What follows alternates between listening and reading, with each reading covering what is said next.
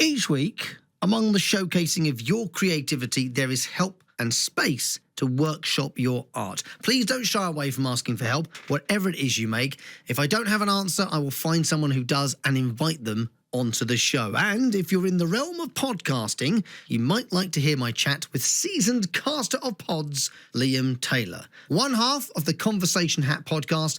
I sat down to chat with Liam a few days ago to find out how it all started.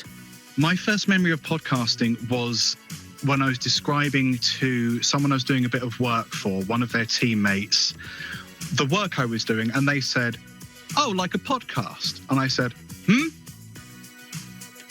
So I've been doing podcasts since before that word was popularly used. I guess that's a bit of a brag there.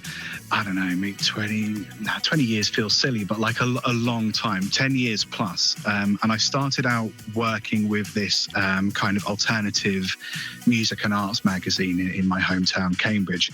They wanted to see if there was another way to like reach more people. So we batted around this idea of doing some sort of radio show, but upload it on SoundCloud. And after a little bit, maybe, I don't know, 6 months or so, the project ran out of money, which I'm sure people listening in creative fields will be like, "Oh yeah, I know that." A very common story, I'm afraid. So we ran out of money, and we sort of thought, well, we sort of own the rights to this show. Why don't we just keep doing it ourselves? And this was following a period where I was trying to run local music nights.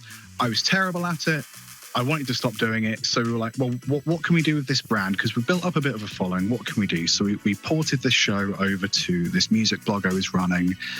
And that was where it started to become more of what you'd call a podcast. So we started thinking about this idea of a comedy show with sketches and music and maybe a bit of interview and a bit of oddness. And we were going to call it the Conversation Hat. And it was going to live online and people would ideally listen to it. That's kind of the journey from what's a podcast to, oh no, I have a podcast. And not just a podcast, but a podcast with 200 episodes to it, because this started back in 2017 for you. Fairly sporadic, I think, early days, but in the recent years, it's been a regular weekly thing. Every week there's been a new episode, and in the not too recent sort of past, you've hit that 200 milestone, which is a colossal number. Oh, it's huge. Yeah. So as you say, we started out a fair few years ago and we were doing, I think, bi-weekly episodes. And that was a decision based around how much free time do we have? Yeah. How much can we reasonably get away with doing? So we had, I think it was like a 45-minute, hour-long show. And it was twice a month. And then, as you say, and we were doing silly things like taking breaks and deciding to give ourselves time off from this show that was draining all of our time occasionally. So we did silly things like that, which is why our weekly show has been running since, I think, 2017. So as you say, a couple of years ago, we made the move to weekly because we were like, okay, what can we do to help our growth? What can we do to kind of embed ourselves? And it's kind of just been nonstop since that decision. So in addition to doing a weekly 30-40 minute episode, we also do monthly live streams, and we have a monthly Patreon exclusive mini episode as well. So it's not just weekly, there's other stuff as well, if you can imagine. And when you say we, who is we? So I'm the producer and one of the co-hosts. We've got my other co-host, Ben. And for a while we had an editor, which is my partner. I bullied her, and then she got too much work and had to stop editing, which is incredibly selfish, but whatever.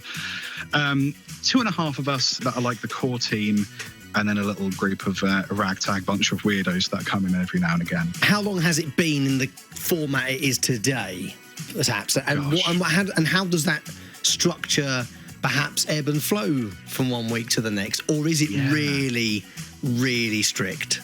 It's really strict now. That could change and has changed. Yeah, that's a huge question. So obviously we spoke about the frequency of the episode. That changed quite significantly. We don't take breaks anymore. We're not allowed.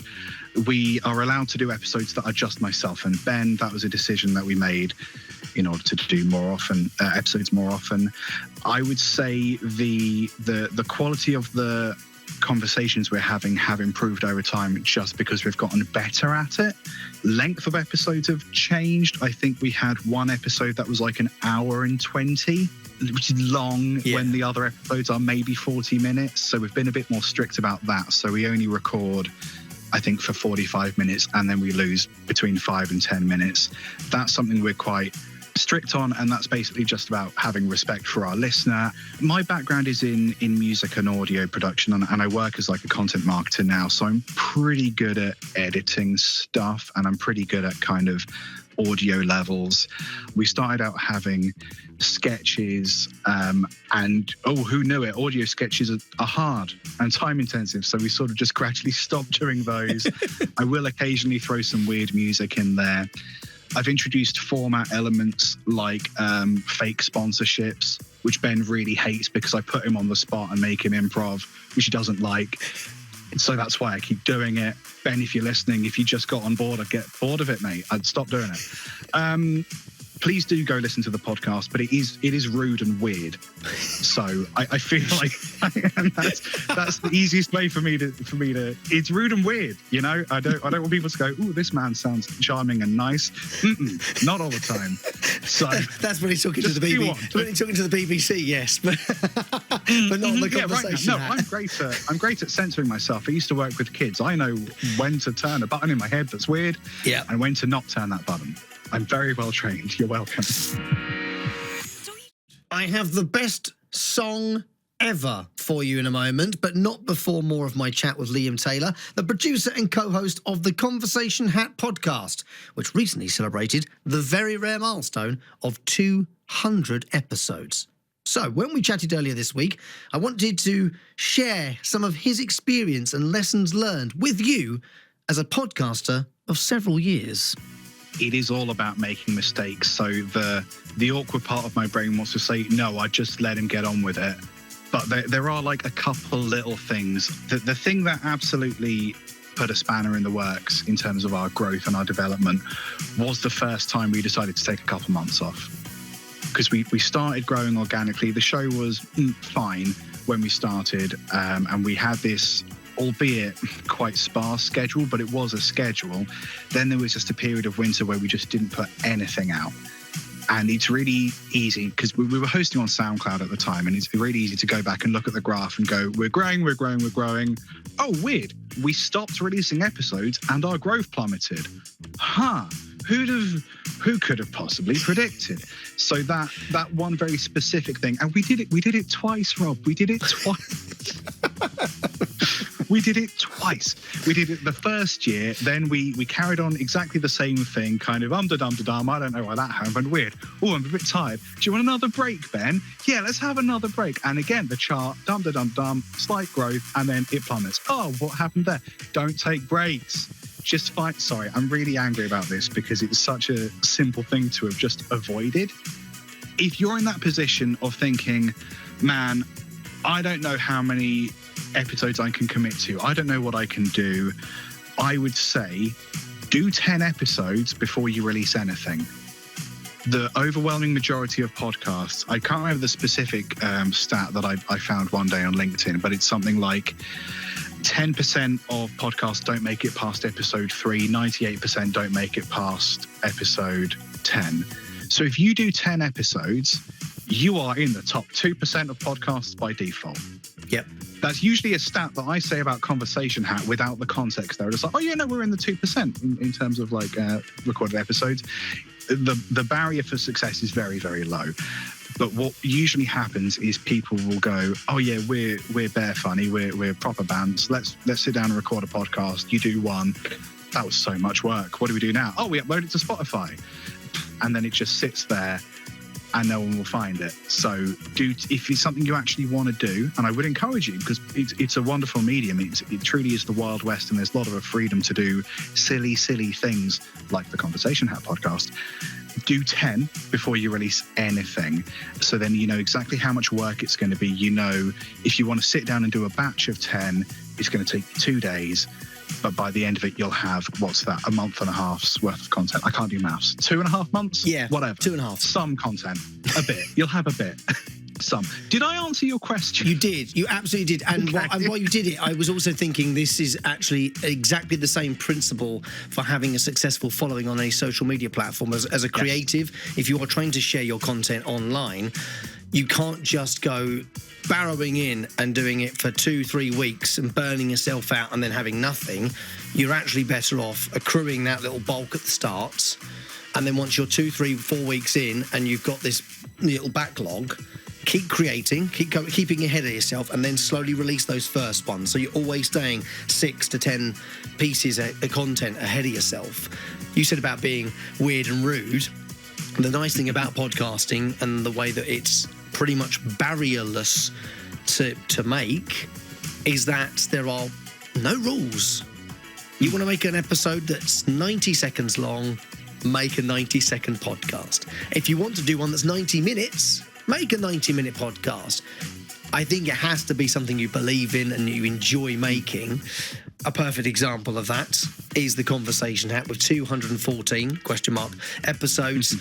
It might not necessarily be for you, if you don't mind me saying, Liam. You know, that's again another part of the beauty of it is you will. That's really fair. You will find things. I mean, I know the BBC Upload is not for everyone. Some people are really sporty. They're not particularly artistic, and therefore this show is not a huge appeal. I understand that, but you will find your tribe.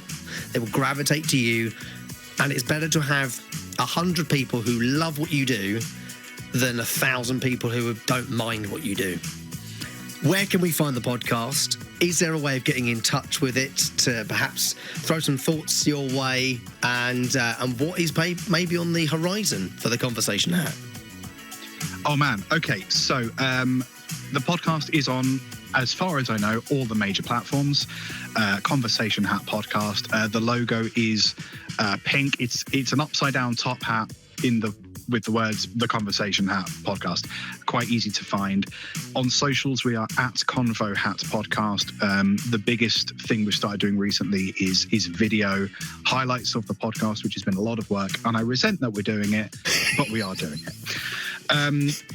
Where else? Conversationhat.com. If you want to submit a question to the hat, the hat, we didn't get into it. The hat is a multi-dimensional horror. It makes us rude and weird. That's my excuse. If you want to put a question in the hat for us to answer in a future episode, go to conversationhat.com. There's a button that says submit. It seems like it says submit question. It really means submit your everlasting soul. It's in the terms and conditions. Minor detail. Don't worry about it. Just don't overthink it, you know. Yeah, what is on the horizon? Well, we had a really exciting couple episodes recorded with a wonderful woman called Michelle Brazier. Michelle Brazier is a Australian comedian. I'm gonna bet your listeners, if they know her, will know her as the girl one from Auntie Donna. Okay. She was a big get for us. She's about to do a UK tour. Tickets are available. I'm obliged to say that, and it is true. So we released one episode with her, and the next episode with her, I think, is coming out this Sunday.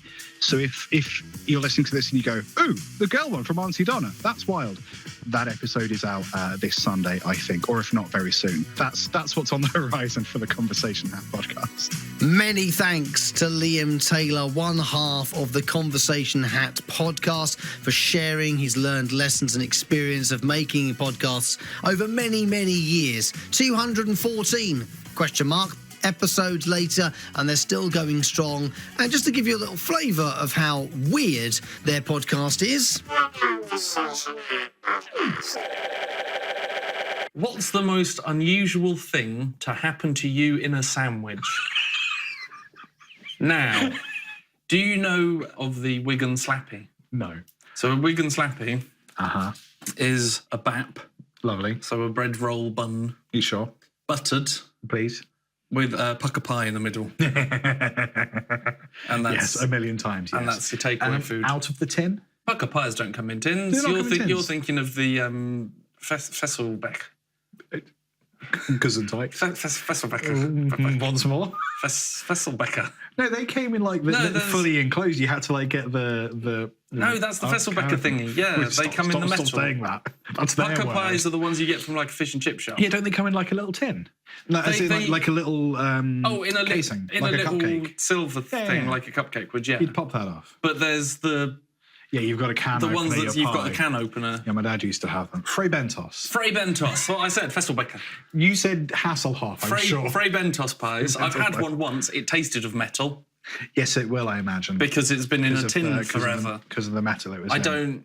Like, if you need to store pies for that long, don't make them so soon. Wait for longer. Calm down. We'll get to your pies soon. Is what you can say. Yeah, you don't need to make them now and seal them in metal. We know you've bought the pastry. That'll keep. Put it in the freezer. I've got some in the freezer now. I'm not going to make it and then tin it. No. Unless they thought the world was going to end. But then you got bigger worries than when's my next pie. Not if you're desperate, Dan. One track mind, that boy. That's true. The Conversation Head Podcast. There you are, a little clip from episode 199, in fact. The most unusual thing to happen to you in a sandwich? Not sure I can say that on the radio, to be honest with you. Thank you, Liam.